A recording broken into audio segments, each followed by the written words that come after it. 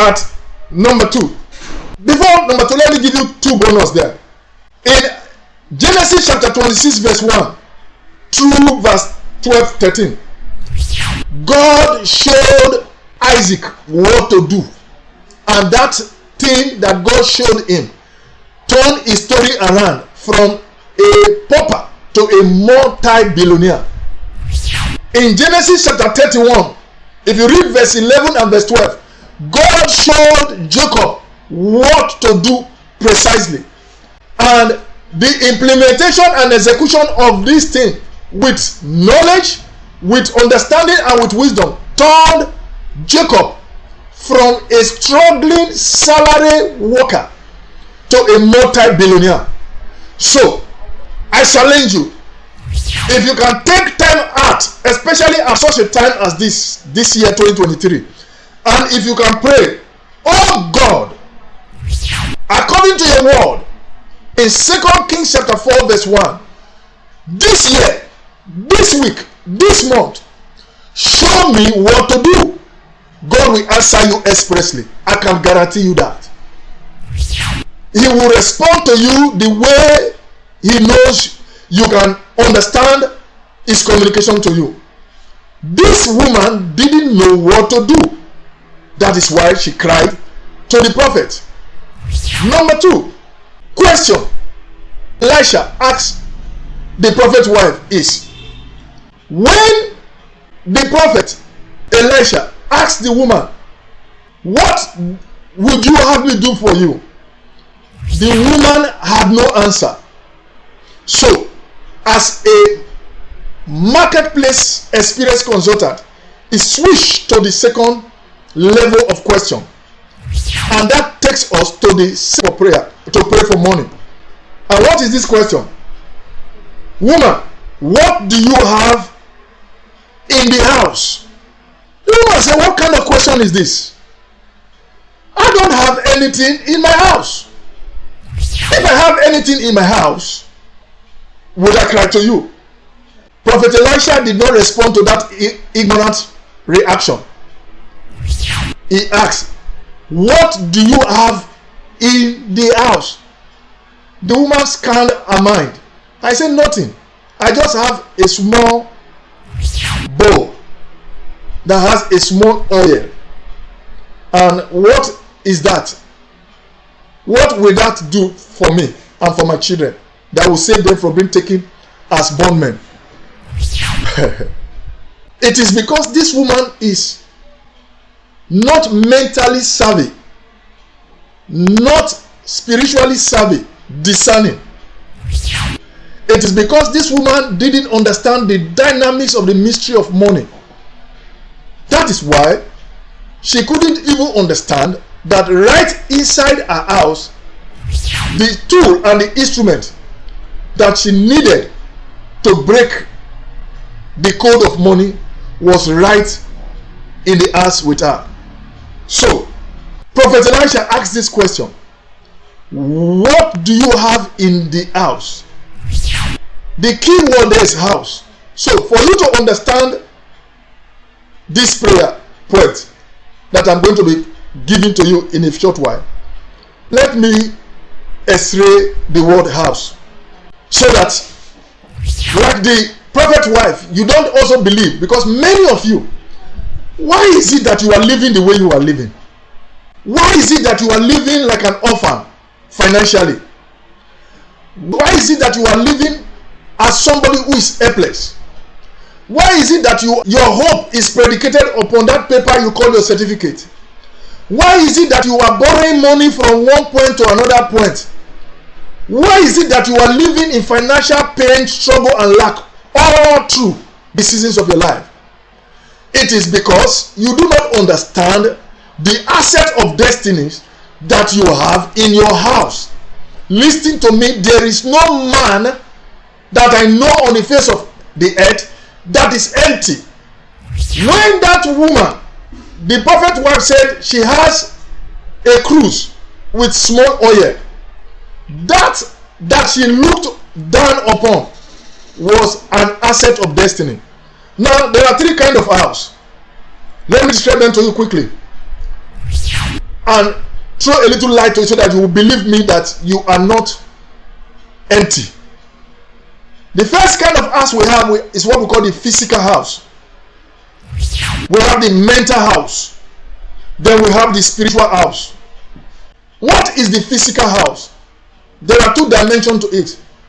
The house where you live, whether you are a tenant, whether you are a house owner, that physical house is the first dimension of your physical house. The number two dimension of your physical house is this, your entire body, as you see me here now, from the crown of my head to the soles of my feet. All this you are seeing is my physical house. In my physical house, whether the one I live, where I sleep every day, or in this physical body, I have a lot of assets of destiny. For instance, that cruise of oil is a physical asset of destiny in the physical house where that woman lives, where the husband also lived and died and never saw that. Do you know it is that small jar of oil that turned the story of this woman around? That particular day she became the biggest oil magnet in the city where she lived. Wow, how did it happen? Now stay with me. In this physical house that you are seeing, I have a lot of assets. Do you know that this head you see here is an asset? Do you know that these eyes you see here, they are assets of destiny? Do you know that these ears you are seeing here, they are assets of destiny? Do you know that these nostrils you see here, they are assets of destiny? Do you know that this mouth and this tongue is an asset of destiny? Do you know that my fingers, my hands, it t-shirt my hands too? Do you know that these hands are assets of destiny? Do you know that these legs of mine, they are assets of destiny? Am I talking to somebody? Let me begin to give you some case study. If you live in Nigeria, you would have heard of a young man by the name of AY, the comedian. Can you show me or tell me what is the asset that has made AY a multi-millionaire in Nigeria? Did you ever hear of a young man who has retired from football by the name of Kanu Nwankwo? Can you show me and tell me what is it that made Kanu a multi-millionaire? It is his leg. Do you know that once upon a time, a few years ago, there was this young girl, Agbani Darigo, that won Miss World beauty pageant? What is it that you use to win that beauty pageant, global beauty pageant? Her face, her tongue, and her legs. So, why do you tell me you don't have anything in your house? Do you have a TV? Do you have a standing fan? Do you have a record system? There are assets of destiny in your house. I know it. Then what about the mental asset? Your mental house. This place, your brain, your mind, your soul. Inside your soul, you have your mind, you have your will, you have your emotions. Do you know that those are assets of destiny? This mind.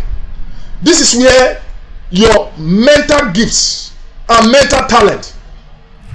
It is the corporation of the physical asset of destiny and the mental asset of destiny that makes men like J.J. Okocha, Cristiano Ronaldo to be who they are on the earth. And yet you tell me that you don't have any asset of destiny. You don't have anything in your house. Do you have talent? People who sing, what are they using? People who act, actors, what are they using? Comedians, what are they using? Singers, people who do things with their hands, drivers, people who artists, and you say you don't have assets? Think again. Then you have the spiritual house. Your spiritual house houses your spiritual gifts that you have cultivated and developed as a child or servant of God. All over the scripture, there are over 60 spiritual gifts. And Paul says, covet the best gifts. My best gift cannot be the same with your best gift, but covet it. You can cultivate it. You can pursue it. You can seek it. You can train yourself in it. You can practice in it. And when you do that, you have met the responsibility of money.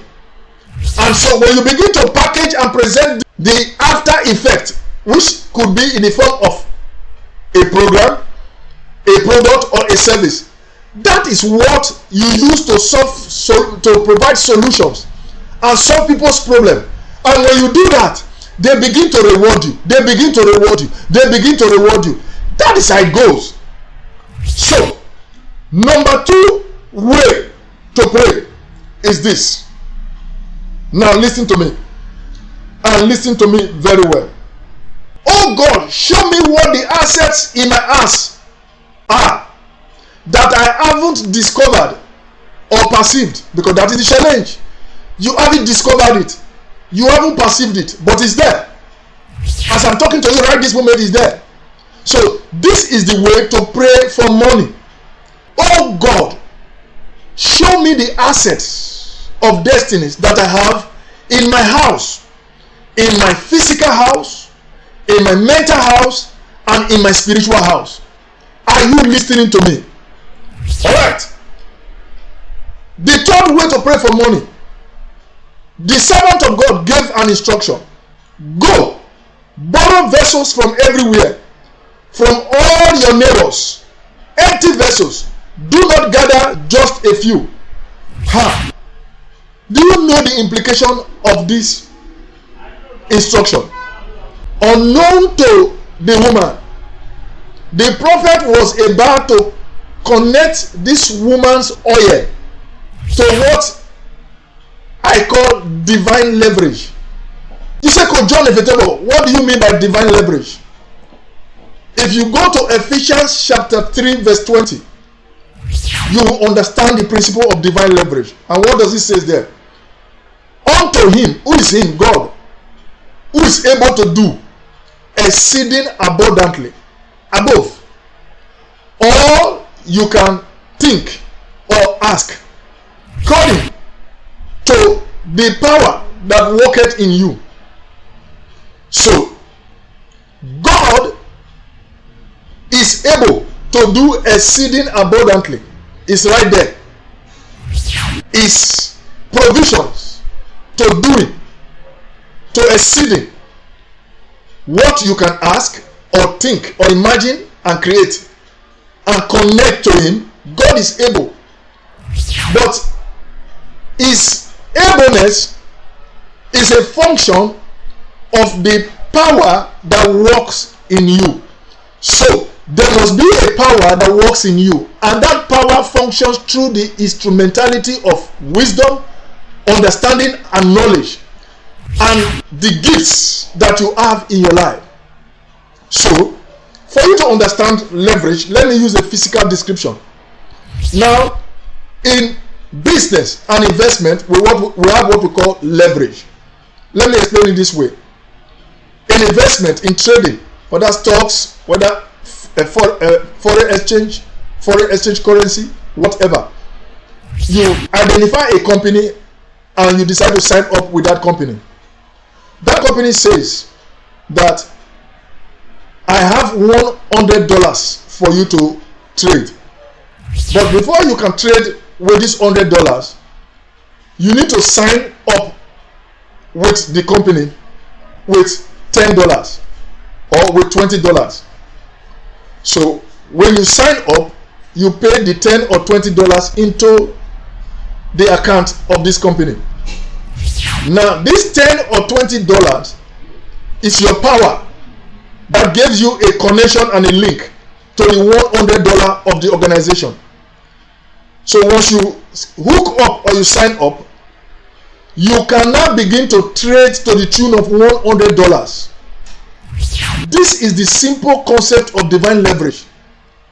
The company could also have provided $1,000, and they say, if you sign up with $50 or $100, then you have the capacity to trade, to invest with $1,000. So the $1,000 is a leverage. Your connection to the leverage is what you have used to sign up to do it. That is what Ephesians 3:20 is explaining to you. The exceeding power to cause your small to become exceeding abundantly is God. So God's grace is ever available. When I plug my small, my little, to God's mightiness, in a few while, my smallness, though my beginning was small, my latter end should greatly increase. Though I connected with my small, once I connect by faith to the provisions of grace, Paul said, I am what I am by the grace of God. He said, the little that I knew that God blessed me with through wisdom and all the rest, I connected it to God. And over the weeks, months, and years, I have watched everything that I placed in the leverage network platform of God grow and continue to grow. That is what Ephesians 3:20 is talking about.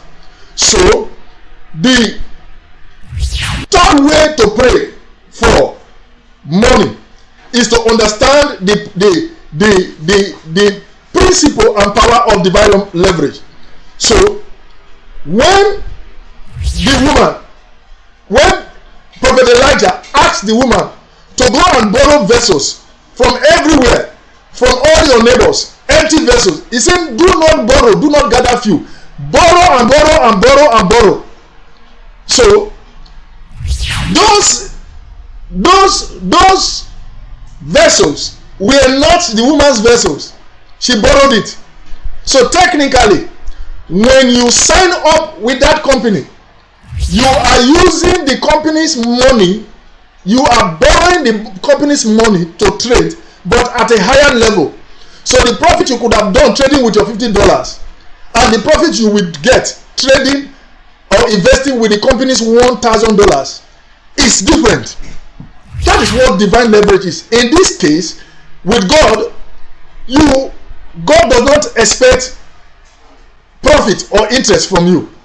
His grace is available, but you must connect by faith. How do you connect by faith? What is your asset? What do you have in your house? And number two, where are your vessels? Your instruments that you want to use to render service. Where are your products? Where are your programs? Where are your services? It is these services that you use to render solution, provision to people that God multiplies. Did you not remember that God multiplied 5 loaves and 2 fishes? Those 5 loaves and 2 fishes were an anchor, were the connecting point to the wavelength of the grace of God. And right there before the eyes, 5 loaves and 2 fishes fed over 10,000 men. That is divine leverage. So how do you pray this prayer? Oh God, help me understand the power of divine leverage. This is the third way to pray for money. I say it again. Oh God, help me understand the power of divine leverage. In Ephesians chapter 3 verse 20. Listen to me. You cannot come to God empty-handed. You cannot come to God praying empty, useless, baseless prayer with no commitment from you, with no skill from you, with no talent from you, with no mastery from you, with no idea, with no concept. And this idea and concept in the first place, who will show you? God. That is the first prayer that leads to the second prayer, and now the third one. Let's take a step further quickly, and we go to the fourth one. The fourth instruction, which is the second instruction. The first 2 were questions. The next 4 were instructions. So 2 instructions that shows us how to pray for money. 2 questions that shows us how to pray for money. Then 4 instructions. And the fourth one is pour it. What is the it? The oil. Pour it into those vessels and set aside the full ones. Can you see divine multiplication want to take place now? So you cannot jump from number 1 without knowing what to do and jump to number 4. People want to do this. It doesn't work like that. Pour it into those vessels and set aside the full ones. So what is the fourth prayer? Oh God, show me how to multiply my asset of destiny exponentially. God answers this kind of prayer. If you think I'm lying, ask Abraham. If you think what I'm saying has no basis, ask Isaac in Genesis 26. Go and read verse 12. If you think I'm lying, ask Abraham. Go and read Genesis chapter 24 and verse 45. Please, just try and go and read. I challenge you. If you think I'm lying, go and read Genesis 28, Genesis 29, and Genesis 30. How God used what I'm showing you now to turn the story of Jacob around. God operates the principle of multiplication. The dominion mandate that he gave to me and you in Genesis chapter 1 verse 27, especially verse 28. This is essentially what it is. He said, be fruitful, replenish the earth, subdue it, and multiply. So we are talking of the power of multiplication. It works by the principle of leverage. You bring your little skill, you bring your little talent, you bring your little solution, you bring your little program, you bring your little devices, and you connect it to the divine leverage grace of God. And by faith, with patience, with a good heart, the fear of God, you are not a charlatan, you are not a crafty operator. You will see the seed of the kingdom is the smallest among all seeds, but when it is planted, it grows to become the largest. Do you understand? Let's go to the fifth instruction. Now, if you go to Matthew chapter 24, Matthew chapter 25 from verse 14 and 15, Jesus gave 3 servants $5, $2, and $1. The one that had $5 multiplied his own. How did he multiply it? Through the skill of trading. I don't have all the time. If I venture go into trading, there is another message that you will see in this page, in this channel, that will blow your mind and transform your orientation with regards to how God blesses men. The fifth instruction that we see here in this verse of scripture from verse 1 to verse 7 didn't come from the prophet. It came from the woman. The woman said to the children, give me another vessel. And the son said to her, there is not another vessel. Wow. She defied and undermined the instruction of the marketplace prophet. The instruction is go and borrow vessels, and don't borrow few. Borrow and borrow and borrow and borrow. The leverage, grace, and power of God will confound you. But she, with a small mind, she borrowed, let's say, instead of her borrowing about 1 million vessels, she borrowed about 8,000. And as long as the power of divine leverage was operating, she kept turning and turning, and that small cruise of oil never ended. This is how God answers prayer of money, by understanding. So how do you pray? The fifth way to pray for prayer: oh God, show me how to fine-tune and scale up my systems for sustained increase in my business, in my ministry. Do you get it? Because the way you start a business, the business should not always remain in that level. After some time, you should be able to, by wisdom, know how to fine-tune your systems, know how to tweak your systems, so that you can scale up. Because that woman could have filled 10,000 vessels. It is also possible that that woman could have filled 1 million vessels. It is also possible that if that woman had put powerful systems in place, she could have continued to fill vessels every day, every week, and every month. Do you think it is possible? Of course. It comes by fine-tuning your ministry, fine-tuning your business. It doesn't matter whether it is small, whether it is medium, it doesn't matter.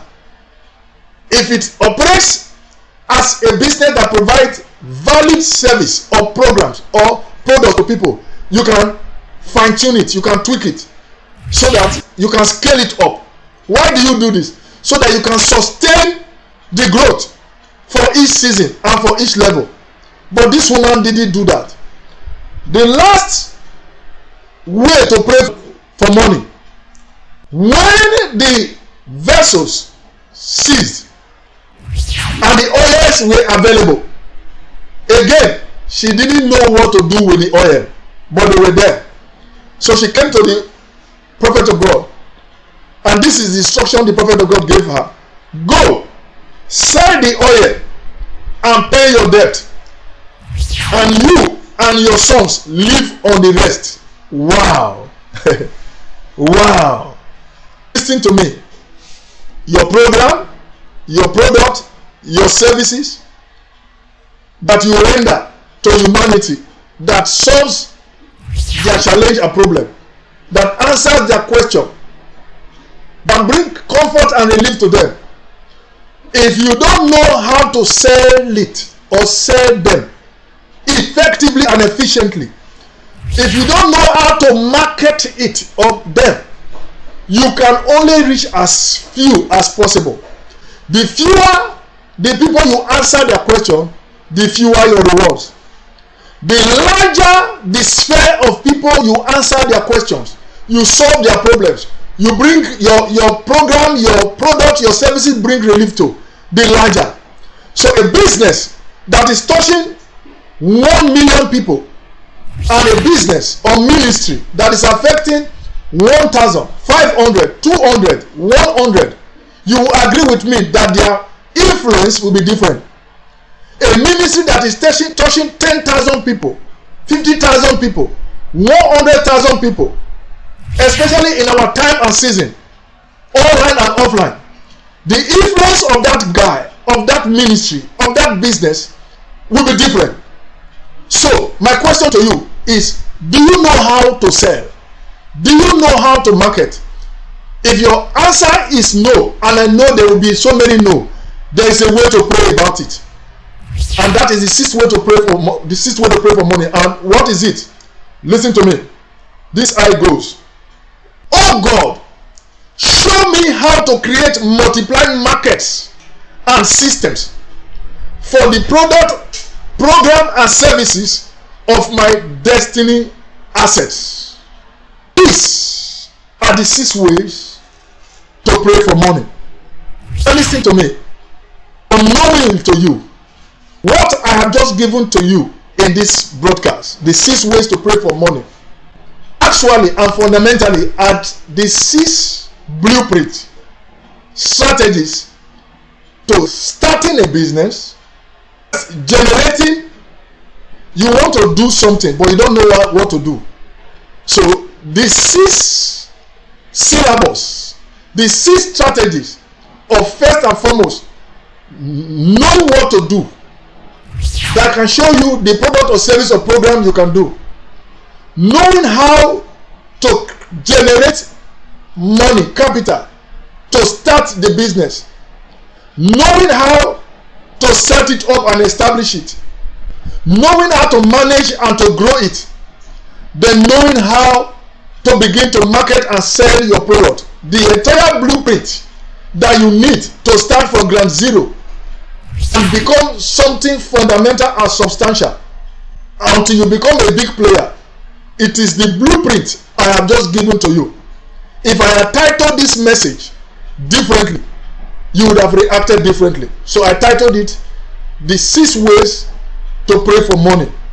So I beg you, please sit down with this message with an open heart, prayerfully, and listen to this message, because what I've just given to you freely is deep insights that you will pay hundreds and thousands of dollars in different platforms and dimensions across the world. You pay heavily to get is what God has just given to you freely through this platform.